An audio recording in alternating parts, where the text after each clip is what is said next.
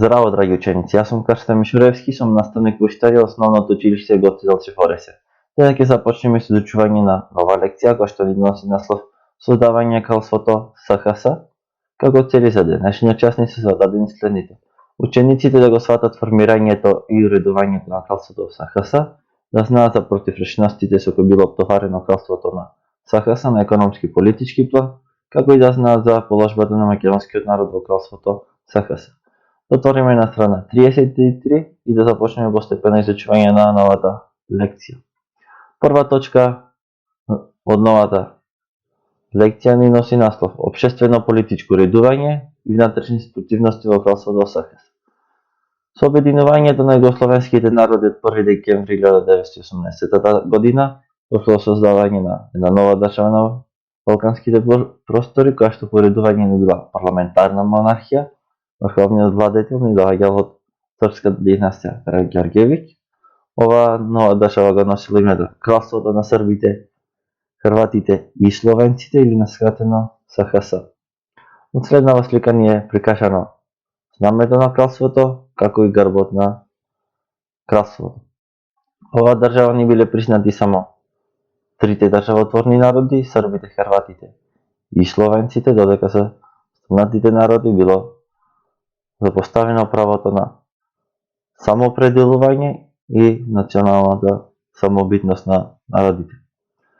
Па така и македонскиот народ, кој што било припаѓало ова кралство, повторно се нашало бесправен и на удар на великосрпската национална асимилација, исто како и црногорците.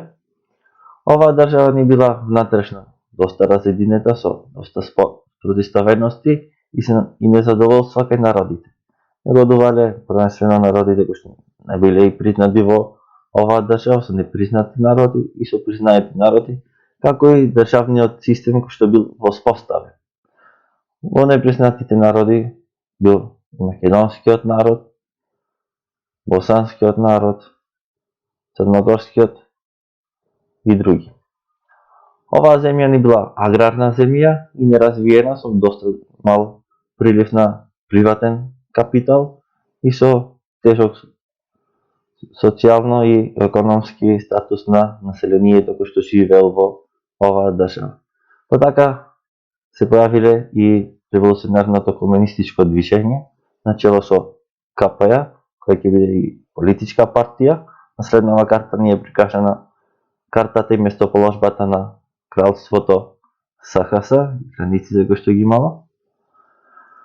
На парламентарните избори за стотворна скупштина од 1920 година, кои што биле одржани, најмногу мандати освоила Југословенската демократска партија 92, потоа Народната радикална партија 91 мандат. Трета по бројност била Комунистичката партија на Југославија, КПЈ, која што имала на претходните избори доста висок процент на своји гласачи, така и на овие била трета политичка партија. 15 од своите вкупни мандати ги освоила во Македонија оваа партија. Оваа партија се нашла и на удар, затоа што имала различна визија од останатите. Ова била против државниот систем, па така бил донесен еден реакционен акт, така наречен обзнана на 29 декември 1920 година, со кој биле поништени мандатите на КПЈ од парламентарните избори. Ова обзнана било донесено и забранување на незината активност и дејност, како и незините блиски медиуми кои што соработувале. На следнава слика ни е прикажана обзнаната, додека на следнава ни е Никола Пашик, првиот премиер на кралството СХС, кој што ни доаѓал од редовите на Народната радикална партија. Следната точка ни носи наслов Шестернуарска диктатура. Настојувајќи да ја стабилизира монархијата, но и да зачува хегемонизмот на буржуазијата и хегемонијата на српската буржуазија, но и да ги задоволи своите апетити кон апсолутизмот, кралот Александар I го суспендирал уставот и го распуштил парламентот на 6 јануари 1929 година. На слика ни е прикажан кралот Александар I Караѓорѓевиќ. Тој во своја полза си донесол и низа акти со што си ја зголемил својата кралска моќ и ингеренциите кои што ги имал, па така тој направил и нова прераспределба на земјата на административна и територијална поделба на 9 бановини, кои што не е прикажана на следнава слика. Административната поделба и бановините кои што биле, вкупно биле 9 бановини, го преименувал кралството СХС во кралство на Југославија.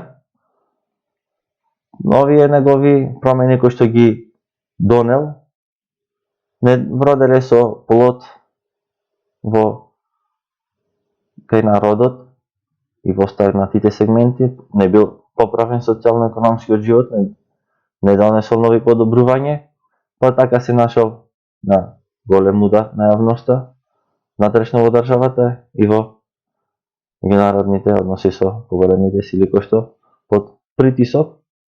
Во 1931 година бил донесен нов устав, така наречен октроисан устав или подарен устав. Следната точка ни носи наслов Кралството Југославија во периодот од 1929 година до 1939 година.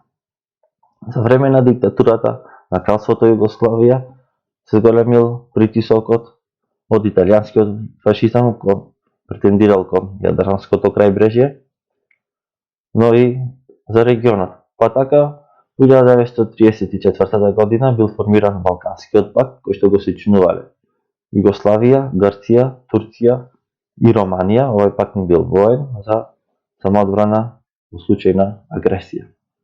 Истата година кралот Александар и царот Борис на Бугарија успеале да ја растурат врховистичка терористичката организација ВМРО на Ванчо Михајлов, кој што правел упади терористички акции во вардарскиот дел од Македонија. Истата година во октомври месец 1934 година во Марсеј во Франција бил убиен кралот Александар, на кој што ни е прикажана слика од атентатот. Ова ни е воедно и првиот атентат кој што бил и сниман. Ова случка ни е и по тоа позната. Атентатот го извршиле приврзаници на Ванчо Михајлов од организацијата ВМРО. Го извршиле искусен атентат кој неговото правилно име е Величко Димитров Керин, кој што ни е прикажана следната слика, а дека на следната ни е прикажана нека виде патни исправи лажни кои што биле документи кои што стигнал до Франција. Овој атентатор има и други познати псевдоними, како Владо Черноземски, а во случајов ги користи името Петар Келеман. Во Југославија се повеќе се зголемиле профашистичките организации кои што биле поддржувани од централните власти, па така се зголемила и активноста на КП. По смртта на Александар бил воспоставен совет врз неговиот малолетен син, совет на регенство за управување на државата.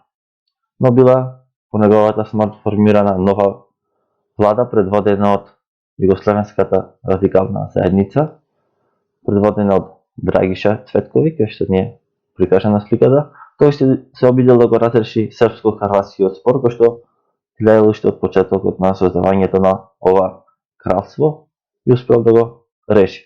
Пошто председателот од ХСС или Хрватската селанска странка Владко Мачек, најголемиот поборник против овој државен апарат, го поставил за подпредседател на неговата влада, кој што ни прикажа Владко на следната слика. Од договорот од 1939 година, спогодбата помеѓу Цветковиќ и Мачек, била формирана административна територијална единица Бановина Хрватска, кој што бил договор помеѓу Мачек и Цветковиќ. Оваа Бановина Хрватска била начело со бан и собор со финансиска и политичка независност, насликавање е прикажана во новината Хрватска, кои територии ги зафаќала во кралството, е веќе еден чекор кон исполнувањето на своите цели на хрватската политичка сцена од ХСС. Фашизмот на земјата се повеќе се продолжил и се големил со потпишувањето на Виенскиот протокол од 25 март, кога во Виена било потпишано припојувањето на Југославија кон Тројниот пакт. На следнава слика ни е прикажано потпишувањето на договорот помеѓу Цветковиќ и Рибентроп, кој го потпишуваат Виенскиот протокол од 25 март. Ова излегло на големи судири, особено големи масовни протести кои што биле организирани од КПЈ и предводени. Под такви околности, таква ситуација, генералот Душан Симовиќ извршил воен удар на 27 март, само 2 дена по доаѓањето и по потпишувањето на овој договор помеѓу Цветковиќ и Рибентроп. На сликата ни е прикажано апсењето на Драгиша Цветковиќ од 27 март 1941 година. Веднаш по овие случувања заседавал Советот на регенти, пошто утврдил дека младиот крал бил станал веќе полнолетен и на 28 март бил крунисан за крал, кралот Петар II. По овие случувања кои што настанале во државата, менувањето на блиската влада кон која што била со Германија, веднаш после 10 дена по одржувањето на овој пуч кој што бил во кралството, Германија организирала војна активност и ја нападнала Југославија од повеќе страни и објавила војна. Тоа ќе се чувате по наредните теми подетално. Се надевам дека ви помогна во изучувањето на денешната нова лекција и ви благодарам на вашето внимание. Довидување.